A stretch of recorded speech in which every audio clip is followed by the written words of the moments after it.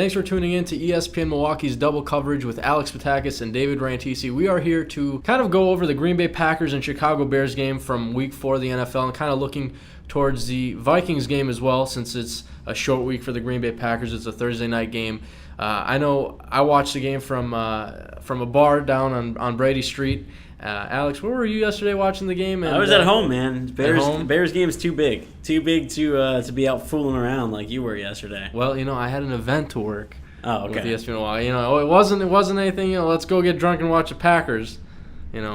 But interesting game yesterday. The Packers come out. You haven't seen them produce the way they have offensively, especially in the passing game. For the first 3 weeks, and they come out guns blazing. Aaron Rodgers, 5-play drive. First play goes to Richard Rodgers. And I know that leading up to this week, Drew from the morning show, said the first pass has to go to Richard Rodgers. You've kind of started to think about, hey, can I start drinking the Kool-Aid again? Where is that? You said half full, half empty. Did you decide on that today? No, I'm both. I mean, my glass is exactly how it looks. Half of it is empty and half of it is full. I don't know which way to look at it.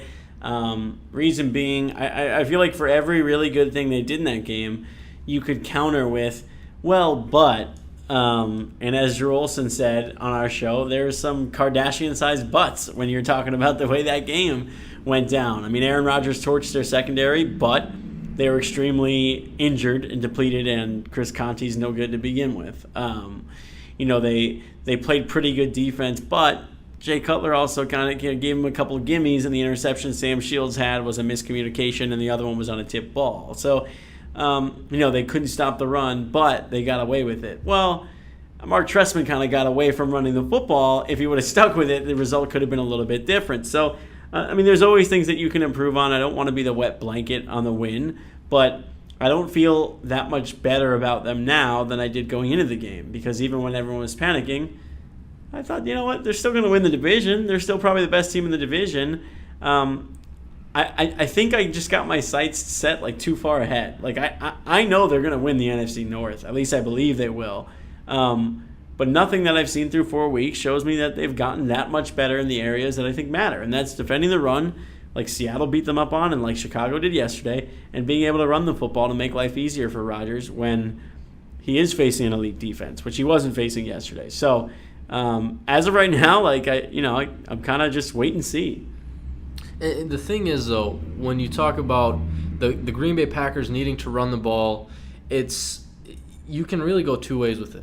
Because you kind of look back at the 2011 season, you look how they went 15-1. They really did not have a run game. They didn't really have that established in Green Bay, and they were still able to go 15-1. Aaron Rodgers, just spread the ball all over the field. But then again, you want to kind of talk about the fundamentals of the game, and you think the run can grant you so much. It can set up play action. It can keep defenses honest, put guys, a couple extra guys in the box.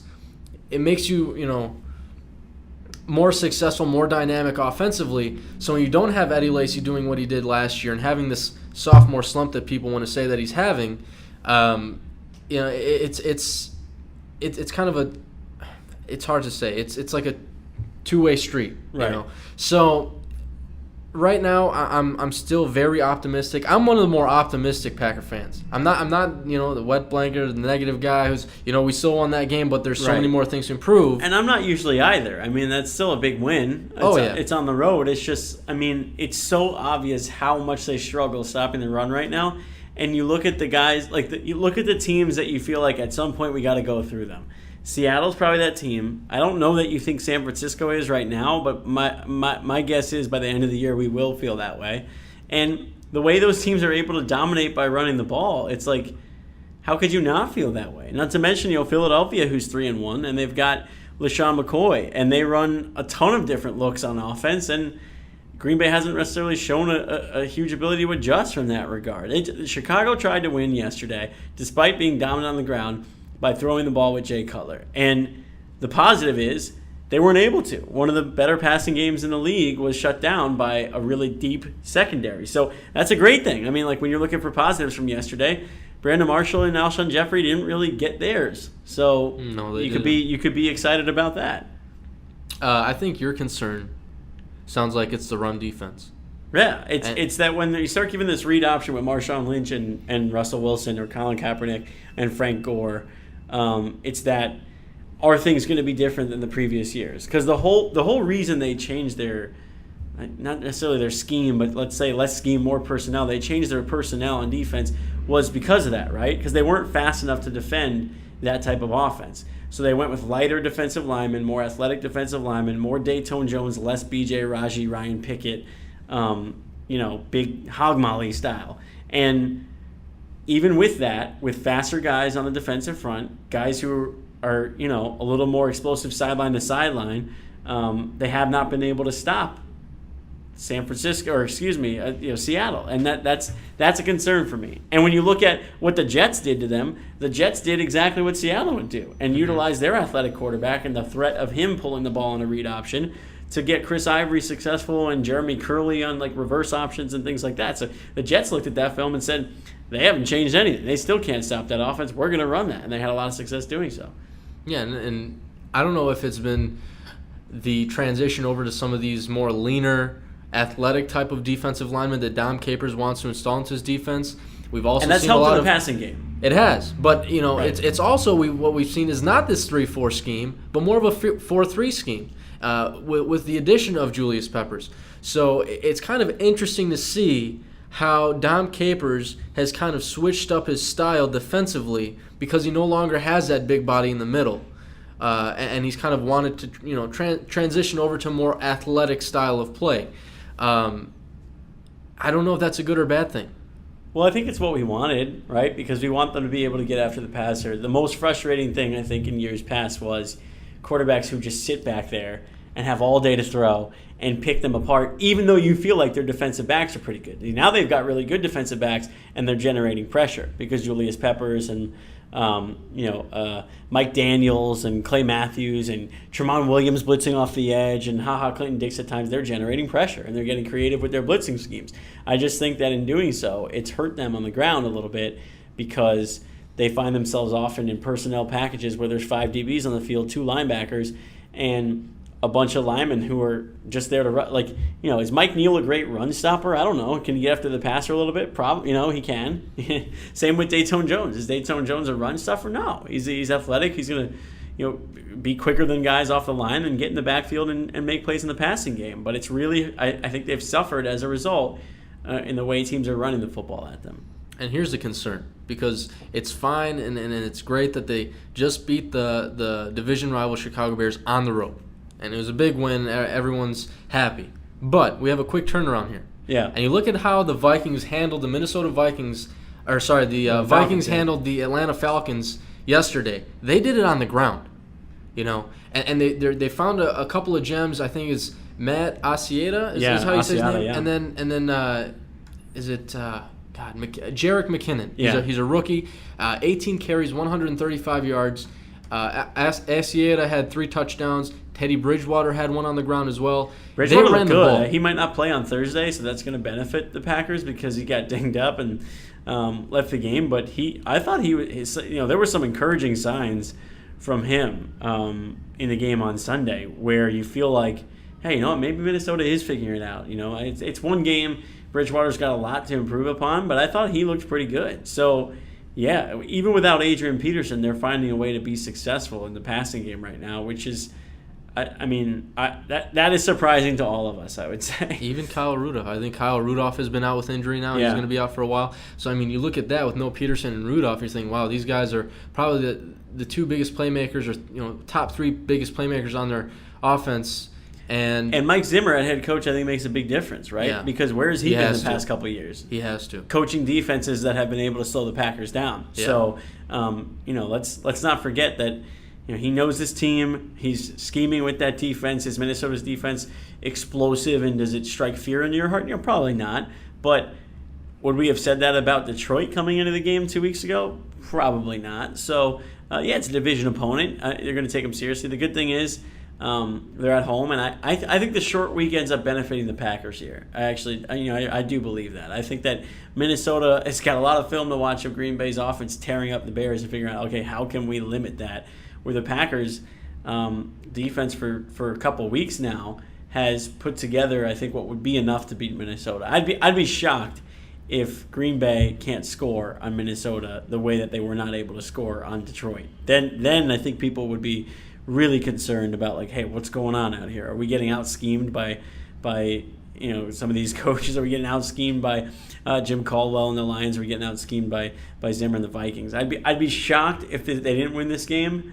That being said, can't take anything for granted, man. No, you can't, because Minnesota's been surprisingly good. They've been surprisingly good, and especially on the ground, and that is the Packers' weakness right now. Yeah, on the ground, they cannot stop the ground game. So that would be my biggest concern going into this game. Even though they're playing at home, and even though it's the Vikings, and even though the Packers usually are very successful against them, that's the biggest weakness right now. Yeah, and you know how you could do a good job of combating that? Throw the ball the way you did on yesterday against the Bears, because then Minnesota could try to run the ball they want. See where I think Chicago missed out on an opportunity is they were controlling the game for a little while. Mm-hmm. They got on the board first, and then from there you feel like, okay, if Green Bay's going to be playing catch-up the whole time, then Chicago's going to be able to control the pace of the game, especially with time of possession. What happened was they started turning the ball over and had to get away from what they wanted to do, which was run the ball at them. So I think that's where Chicago got hurt. And the other part I think that really hurt them was going into that half. That's a seriously underrated play. The last play of the first half to Martellus Bennett, that maybe he did score, maybe he didn't. We couldn't see it. Micah Hyde's jersey was in the way. But that would have been then 24-21 Chicago going into halftime. So instead of doubling up like the Packers did by scoring, getting the ball again in the first half, and scoring on their first drive of the opening in the third quarter, it instead would have been the Packers are tying the game at 24 with a field goal, and all of a sudden Chicago gets the ball back, tie game, and they could dictate the pace of the game, as opposed to being, okay, now we're a score down, now we're 2 scores down. We got to start throwing the football because we're only going to have so many possessions left in the game. So I actually think that was a huge play. There's no way the refs could have overturned it. It would have been, there's no proof because Micah Hyde was just blocking the camera angle. He was just happened to be standing in the perfect place. But I mean that's a play where if it went the other way, it could have changed this game in a big way. And you want to talk about momentum swings? This game had the officials, with some of their bad calls, really dictate the momentum in this game, especially in the fourth quarter. The holding call on the Chicago Bears, the Mason Crosby field goal from deep in Bears territory, gave the Packers a fresh set of downs, and then Randall Cobb had that 3-yard touchdown pass from Aaron Rodgers for the score. That was really the dagger. And that was from a penalty by the refs that really was really ticky-tacky, didn't even make any sense. And there were a lot of plays that were called against the Packers early on as well. Yeah, to be fair, I guess you could say the awful officiating might have helped keep this game closer than it was, because the Bears don't score in their opening drive without a bad... Well, they might get a field goal in their opening drive without a bad call. That was a hands-to-the-face penalty on Julius Peppers where, it looked like he was the one who was being held and who got pushed in the face rather than him being the one to do that. That was just a botched call. The officiating was real bad in this game. I totally agree. So heading again into this Thursday, you got the Vikings 2-2. You got the Green Bay Packers 2-2. It sounds like both of us are picking the Packers at home. Yeah, it's a game they should win. I think their offense is in a nice groove now, and while there's defensive concerns against the run, and I may sound like I'm more concerned than everybody else, I still have faith that this is a good team. They're a team that's going to win their division, and I think they take another step towards that by beating a team in the Vikings at home the way they should beat them, and that's to go out there and just score. Like I have a lot of confidence in this offense now that wasn't there a week ago at this time, but has been restored the way they were able to kind of blow the doors off the Bears. So I know they just came off a win against Atlanta Falcons, and the way they did it was very impressive without Adrian Peterson. But the reason why I'm picking the Packers is because they don't have Adrian Peterson. Yeah. Because every time they play the Vikings, Adrian Peterson has always been a problem, and they do not have AP. The Packers win this game at Lambeau Field on Thursday night. And then you're looking at 3-2, and then all of a sudden what a lot of people thought was a slow start, you come back-to-back division wins. The schedule gets a little bit easier from there. You get that mini bye that Aaron Rodgers talks about by playing on Thursday. You have the weekend and then another full week of preparation, and all of a sudden it's heading into October here, we're feeling a lot better about where this team is at than we did on September 27th. And then Alex can whip out the Kool-Aid. Yeah, then start drinking the Kool-Aid again. I'll need more than just a mason jar of Kool-Aid. I'll go back to at least a big gulp of Kool-Aid. There you sure. go. All right, well, that was ESPN Milwaukee's double coverage with Alex Petakas and David Rantisi for Week 4 in the NFL for the Green Bay Packers, Bears, and Vikings coverage there. We appreciate you guys tuning in. That's all we got for you guys today. We're out.